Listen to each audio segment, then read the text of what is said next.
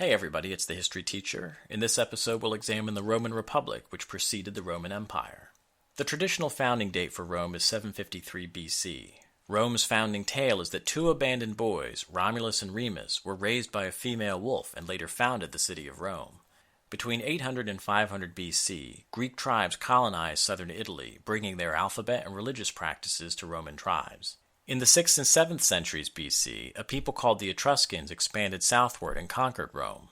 Late in the 6th century, the traditional date is 509 BC, the Romans expelled the Etruscans and established an aristocratically based republic in place of the monarchy. The legend is that the Roman rebellion against the Etruscans was incited by the rape of Lucretia, a Roman matron, by an Etruscan. In the early republic, power was in the hands of wealthy landowners called patricians. A senate composed of patricians governed. The Senate elected two consuls to serve one-year terms. Roman executives exercised great power, referred to as the imperium. They were assisted by two quaestors, that's spelled Quaestors, who managed economic affairs. The consuls' actions were supposed to be approved by the Senate and then by the Assembly, which represented all the people. But in practice, consuls in early times had near total power. Society was governed by the patriarchal family and the system of clientelism, in which a client was protected by his patron or in his trust, or fides, Fides. The plebeians, or common people, resented the patricians' advantages.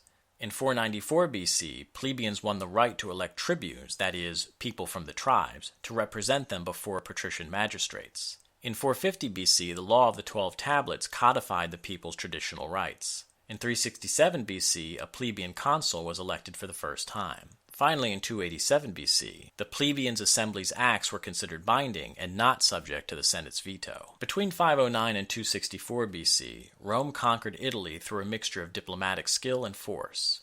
It then turned its attention to Carthage, a powerful commercial city-state located in northern Africa. In the three Punic Wars between 264 and 146 BC, Rome defeated Carthage to gain control of the Mediterranean. The First Punic War, between 264 and 241 BC, began when Carthage tried to dominate eastern Sicily, which Rome coveted. After Carthage's defeat, it relinquished its interest and paid war reparations to Rome. The Second Punic War, between 218 and 202 BC, saw Carthage try to expand into Spain. Carthage's great general, Hannibal, led 26,000 troops and 60 elephants across the Alps into Italy, although only a handful of elephants survived the whole journey. Hannibal defeated the Romans at Cannae in 216 BC.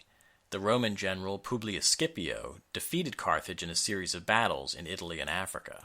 The final victory, in the Battle of Zama in 202 BC, led to Carthage's surrender in 201 BC. Carthage was reduced to a minor state. Macedonia allied with Carthage in the Third Punic War between 149 and 146 BC. The Macedonians' defeat brought Greek slaves, culture, and artifacts into Rome. In 146 BC, the Romans completely destroyed the city of Carthage, even blanketing the soil with salt to make growing food there impossible. Rome's expansion and contact with Greek culture disrupted the traditional agrarian basis of life. Tiberius Gracchus and Gaius Gracchus led the People's Party, or Populares. They called for land reform and lower grain prices to help small farmers. They were opposed by the Optimates, or best men. Optimates is Optimates. Tiberius was assassinated. Gaius continued his work, assisted by an upper class of people called the equestrians. After several years of struggle, Gaius also committed suicide. Power passed into the hands of military leaders for the next 80 years. General Marius, who lived from 157 to 86 BC, defeated Rome's Germanic invaders.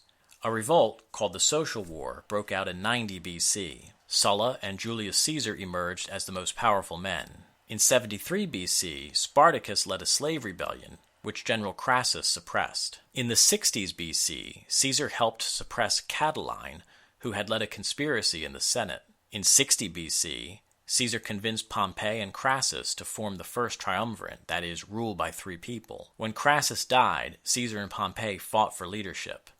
In 49 BC, Caesar crossed the Rubicon, the stream separating his province from Italy, and civil war followed.